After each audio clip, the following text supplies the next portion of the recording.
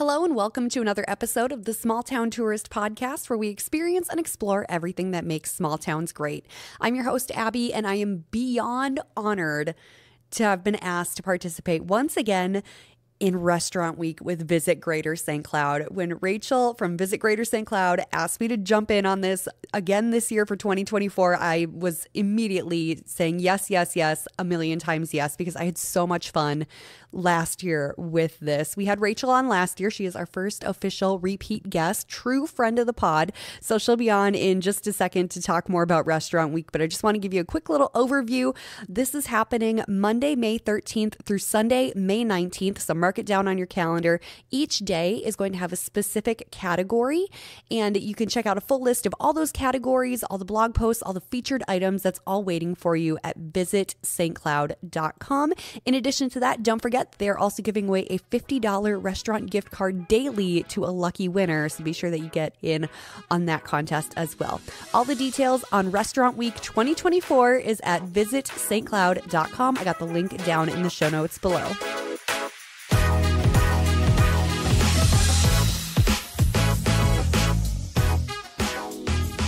We will start this out the same way we started it last time. Give me your name, where you're from, and what you do. Awesome. Rachel Thompson, Visit Greater St. Cloud. I'm the Executive Director promoting travel and tourism to the Greater St. Cloud area. Rachel is a true friend of the pod. I am. I've been here once, and I'm excited to be back. The first repeat on the podcast. That's an honor. I'm excited to hold that title. I'm so excited. When you tapped me for Restaurant Week again, I'm like, yes! I mean, who doesn't love to eat, right? So a little recap of last year. We recorded the podcast hyping up Restaurant Week. It hadn't happened yet.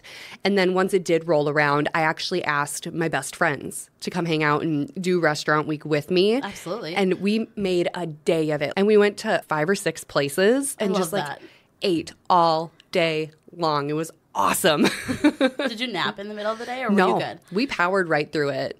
We were strategic about it. So, we'd get something and we'd share it, and we'd all, taste test it and take pictures and all that stuff. Which, truly, when I travel, that is the way that I eat. Yeah. I do not want to invest in one meal a day. I want to eat consistently and everything. There's too many good options. Absolutely. And in this area, there's a variety of cuisine opportunities as well. So, you name it, and it's pretty much available. Mm-hmm. Yeah. Where did we start last year? We started at Taco Chan, I think it was. Absolutely. And we got that, super long grilled quesadilla taco thing. Yes. And we all just Machada, yeah. Yeah. We looked at it, we're like, oh my God, where has this been our whole lives? You're like, okay, who's got a fork and a knife? Because we're going to definitely just take a slice of this thing and devour it. Yeah, right? It was incredible. And then we just bebopped all around. We're like, where should we go next? Who's in the mood for what food? And we just kind of found stuff that really intrigued us. And it was just a wonderful 12 hours of eating. That's wonderful. So I have to ask, I know that there's some dietary restriction things that you've got. Is that something that this, scene in St. Cloud kind of supports, or do you have to work a little bit harder to find the things that you love? I am so blessed in this area. So I am allergic to dairy. If it comes out of a cow's udder as a starting point, that is going to probably kill me. So can't do it. Oh my gosh, the framework on that is fantastic. Well, because some people are like, so you can't eat cheese? No. You can't eat butter? No. It comes out of a cow's udder. That's where it starts. Yep. So I am so blessed in this area because we do have such a diverse food scene that a lot of Asian food doesn't contain dairy products. Places like Arroy is fantastic. Great food, and hardly anything has dairy in it. I love it. And then places like Jules Bistro, where they're just so accommodating about food allergies. Absolutely. Well, now Roy is recently diving into the gluten-free space more as well. So one of the owners has found an intolerance, and so they're exploring additional fun options to, kind of fit that as well. So, it's really neat to see the community kind of step forward in different ways to be able to kind of accommodate in a better and fun and flavorful way that we just didn't see maybe 5-10 years ago. No, not at all. My uncle, so my whole family, we're all allergic to something different. It makes holidays very complex. So my uncle is peanuts and eggs. That is, and then now you've got dairy in there too. And I have an aunt that's gluten. So it's we all have our different things. And yeah, they were telling me, they're like, when we were growing up, it was pretty bland. My uncle said, he's like, I lived on Kit Kats and root beer for most of my childhood because I knew they were safe foods. Right, and it's not like a little kid's going to be munching on a bag of lettuce. Exactly. Oh my goodness. Yeah, I mean, that's one of the reasons why we have an entire gluten-friendly category this year, is because we've seen the outpour of requests. Just there's a lot of opportunity in the area. We just don't know about it. Can help highlight where we can go, that we know we can get a flavorful, fun meal without the gluten. Mm-hmm. That's not going to kill you or make you feel horrible. Absolutely. We just did our video shoot yesterday at Boulder Tap House, which is our gluten-free feature of this year. Boulder Tap is? Boulder Tap. They have, so the owner's son has celiac disease, and so they dedicated an entire fryer for their gluten-friendly and free menu. And so they can do, I mean, even things like boneless wings, they use a rice breading. And so they're able to do boneless wings. They're able to do, they featured their tequila lime tacos with their Boulder Tap House fries, which typically you think like any sort of fries, kind of off limits, especially because you don't know the mix in the fryer or the spray. They designed their kitchen so that the fryer is on the other side of a few other appliances to prevent any sort of carryover even. That is incredible. It is. Yeah, it's those mindful pieces that make such a big difference. It really does take like someone immediately affected by this to make that change and then be a positive change for the rest of the community. Like one family member having this and them converting their kitchen and helping making it safe for more people other than just their family. Like that's such a great addition to the area. It is, and showing them how, because I think a lot of people would do it, they just don't necessarily know how. And for something that isn't, detrimentally like cost to the restaurant either. And we all know food prices are through the roof, and labor is also challenging. So the restaurant world has a lot of things that they're up against. And so the thought of converting a kitchen or adding another dedicated fryer, those things I'm sure can pose some challenges. But when it's laid out there, like in an approachable way, it allows for, that to become part of more people's kitchen. Yeah. And the spread of knowledge, I think, is a big piece of it. Yeah, just leading by example. And like, it'll be cool to see what other restaurants follow suit. And they're like, oh, well, if they can do it, so can we. Absolutely. And then if St. Cloud could turn into like an allergy-friendly hub, oh my gosh. I love that. Living in paradise. Yes. Well, kind of in adjacency. So, you typically think like bars and restaurants, you think alcohol as well goes along with that. And ever since dry January, we've seen that increase in the last couple of years. But our downtown, especially the core, is providing mocktails that are fun. You mentioned Roy. They probably have the most fun mocktails that I've found on any menu, and they're available all the time, and they're creative, and they are seasonal. And one other really exciting thing is Curious Elixirs chose downtown St. Cloud, Bella Vita, to be a host of one of their Sober Curious parties. So coming in May, there's going to be a whole block party for a sober event. That's amazing. There's going to be live music. There's going to be the Elixirs there. There's 2 in Minnesota, and one of them is right at Bella Vita. That is insane. Oh my gosh, I'm so excited because, so like 2 weeks ago I decided I'm not going to drink until Memorial Day weekend. Yep.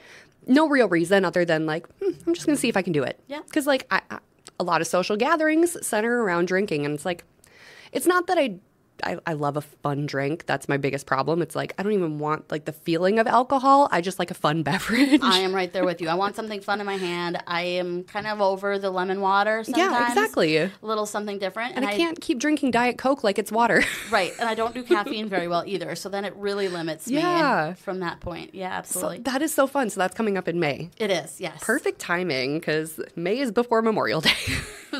It is. It actually is the tail end of Restaurant Week. And so we're excited to see that event happen.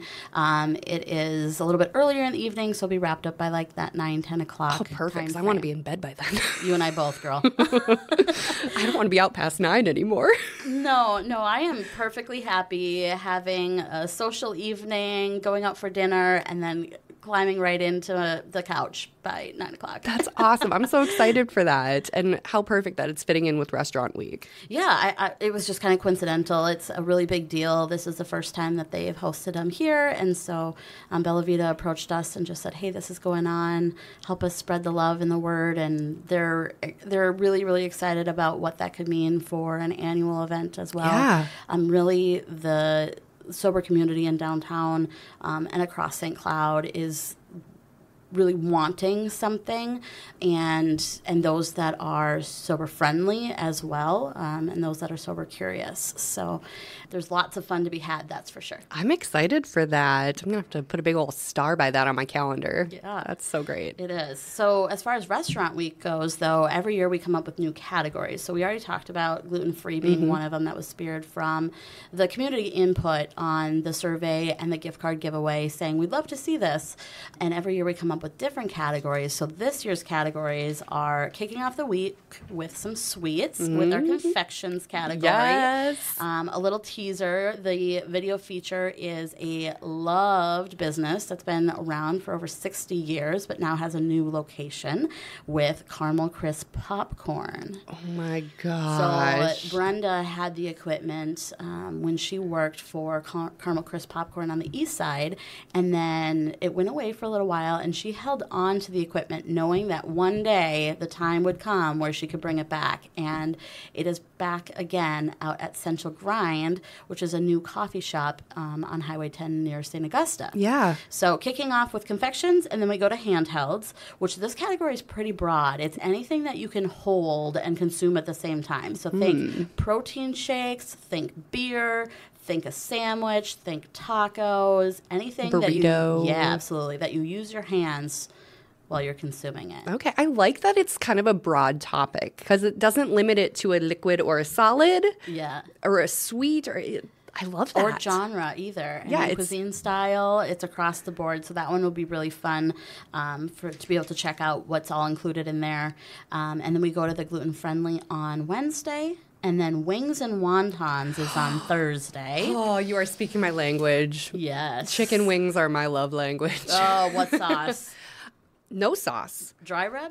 A Roy dry rub. I love Whatever a Roy puts on their chicken wings, I've said this on the podcast before, it altered my brain chemistry. Okay, so to pair with it, and we'll have to make sure that this fits for you, but dill pickle wontons are paired with it. That's what they submitted this year. Absolutely. Oh my gosh. I am a pickle fanatic. Same. Like, it is an entire food group in my world. And let me tell you, I'm excited about those. That sounds incredible. I know. When I saw that submission come through, I was like, so ladies, how do I get those now? Do I have to wait? Can I pre-order? Right. Like, I think I just need some on demand. Maybe I should do like a quality control to make sure they're okay. Anytime is needed, I'm there for sure.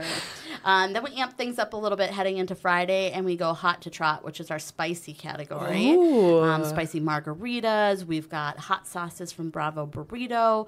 We've got ramen noodles. Okay. Spicy ramen noodles from Fuji. So we're excited to do that video here. We've got video shoots the next 3 days. And then we go into guilty pleasures, which again is a large category. It's all of the decadent, messy, saucy, sorry for you, but cheesy. I like watching people eat cheese. Absolutely. That cheese bowl, like a foot long, that is this category. So you can see a little bit of everything in that. And then we round out the week with award winning. Okay. So it's either something that they've gotten award accolades for or something that just is their prized possession on the menu. One fun one in that category is skating place. I know. We're talking about restaurant week, and now all of a sudden I say the roller rink in town, right? No, their snack bar, their concessions area is wonderful. They have, so mini donuts, right? Yeah. They're fried, they're loved, they're state food or state fair food. They make them loaded there. And not just like, we've got one loaded. They've got multiple options for loaded mini donuts. What do they load them with? Maple bacon on top? Do you want like unicorn sprinkles frosting on top? What? They've got like five different options for loaded mini donuts. In addition to that, they also have a Minnesota sushi pizza that will be listed this year. Yum. Yeah, so it's the ham and cream cheese and Pickle. pickles all on a pizza that they make in-house, which you wouldn't think, again, walking into a roller rink, that they're going to have handcrafted pizzas available in their concession area. I tell you what, I would go just for dinner and the arcade. Like, yes, I want to go roller skating as well, but in addition, like, just hit the arcade and grab some pizza and some mini have yourself donuts, like a wonderful little date night. Absolutely. Oh my gosh, I'm learning so much. I am too. Yeah, it's fascinating. You know, you think when you put together these categories of businesses that you expect what they'll submit, and then when it comes to actual submissions, it's surprising to see what people pick in the best way possible. So how do submissions work? Do you guys approach businesses in general and say like, hey, here's the categories, or do you like kind of see what they want to submit and then make the categories? Like, what's the order of operations there? Yeah, so we assign the categories first. Okay. So we take feedback from the participants, so the public, and we get traction from all over the Midwest that comes for this. We do a gift card giveaway as well. I think we've got 5 or 6 different states already that have submitted, you know, people from 5 or 6 different states.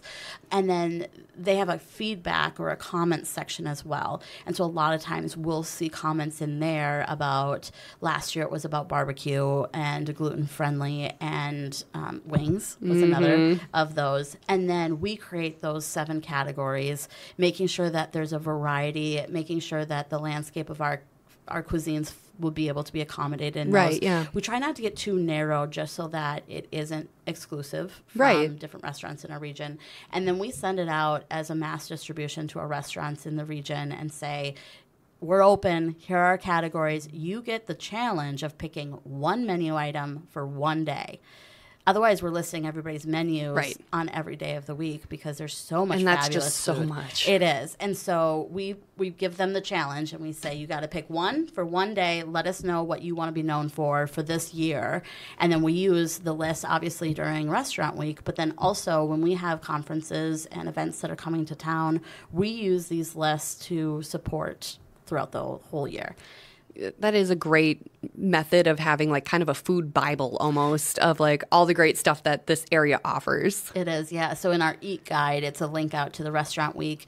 And then, of course, it links to previous years as well because this is the 3rd edition of Restaurant Week. So exciting. It is, yeah. I love it. It's kind of a changing event every year. Just we bring in food influencers as well, which is why we connect, of course, with you. So excited. Yes, and then we get to share on their channels as well and their audience, and just give love to our restaurant food scene and to promote why folks should come and explore the greater St. Cloud area. And it's such a great time of year that you do it too, because that May lull of like everyone's kind of wrapping up the school year. No one's really doing their like summertime traveling thing, but it's enough time to hype up all the great restaurants. And then when people are visiting in the summer months coming up after Memorial Day and over 4th of July, like it's just a great place to go like, oh, check out the Visit St. Cloud page. Look at all the great food that they just posted not even a month ago. And it's just such a great thing that you guys do to hype up the restaurants in the area because we are so fortunate to have so many amazing ones. We really are. And the fact that this year patio season is looking like it's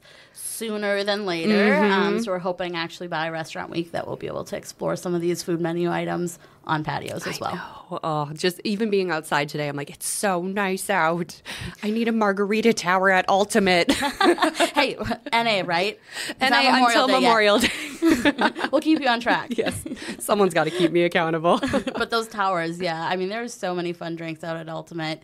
And now, I don't know if you've been since they changed out their axe throwing to their like live I heard they made it like a simulator or something. Yep. So there's, I think, 30 or something different activities that you can do on there.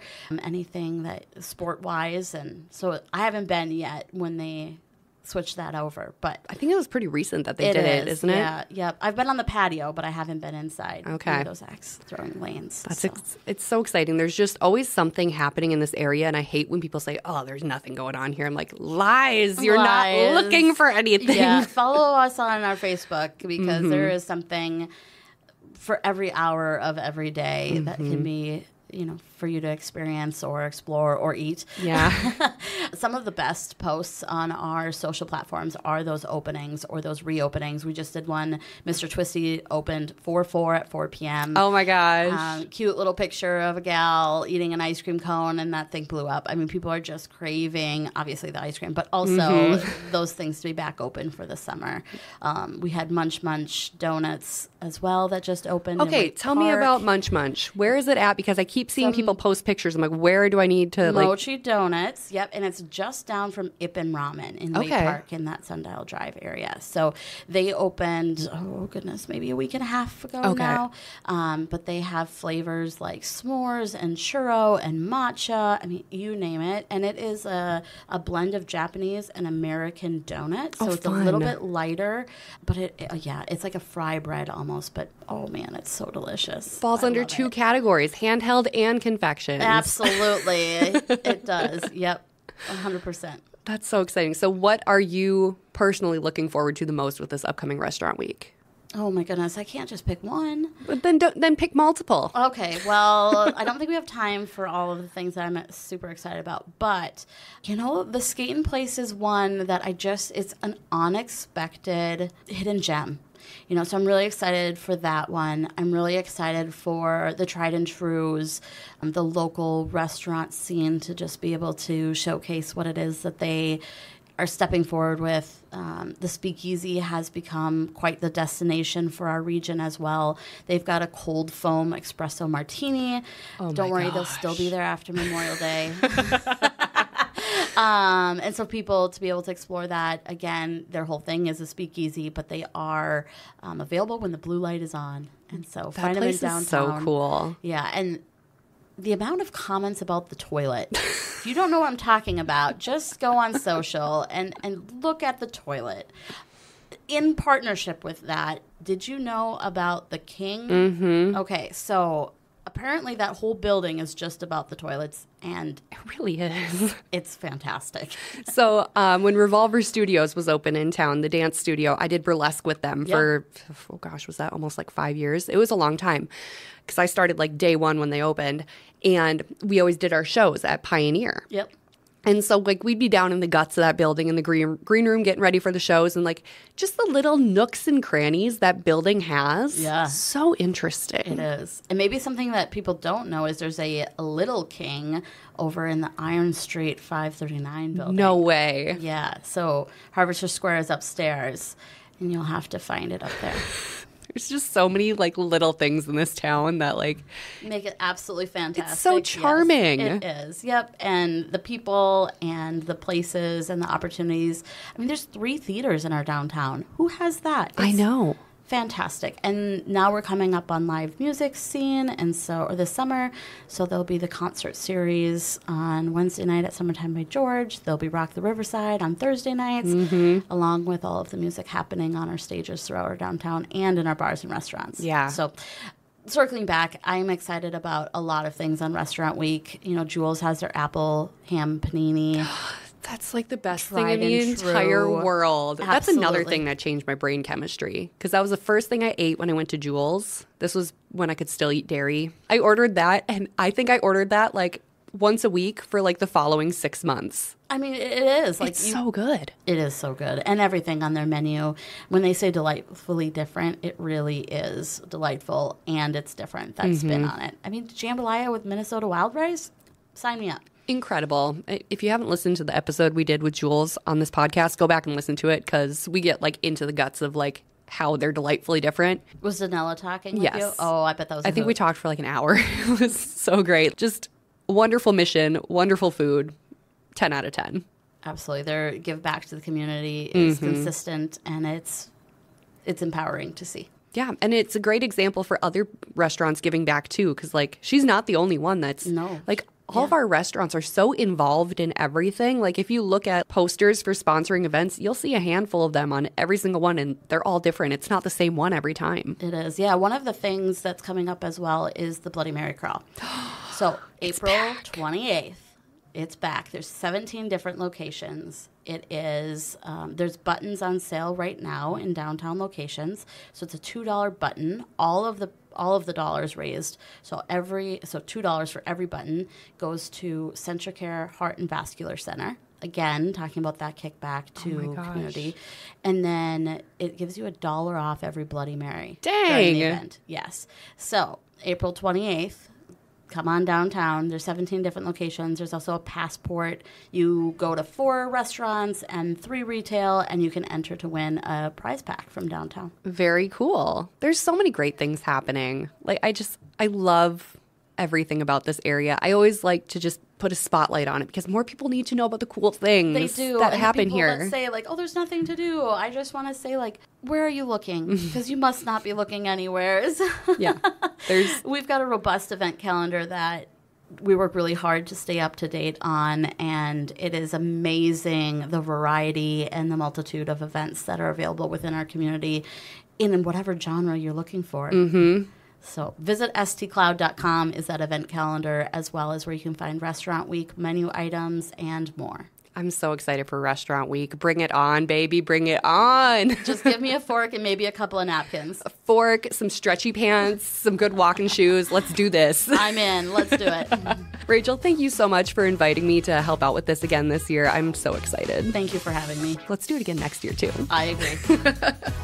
Thank you so much for checking out another episode of the Small Town Tourist Podcast. Again, don't forget to check out all the details on Restaurant Week. It's waiting for you at visitstcloud.com. Again, it's down in the show notes for easy access. If you're looking for more content from the Small Town Tourist, you can follow me at the Small Town Tourist on Instagram. That's where I'll be posting all my Restaurant Week pics. And you can find me on Facebook as well. And you can always check out the blog, thesmalltowntourist.com.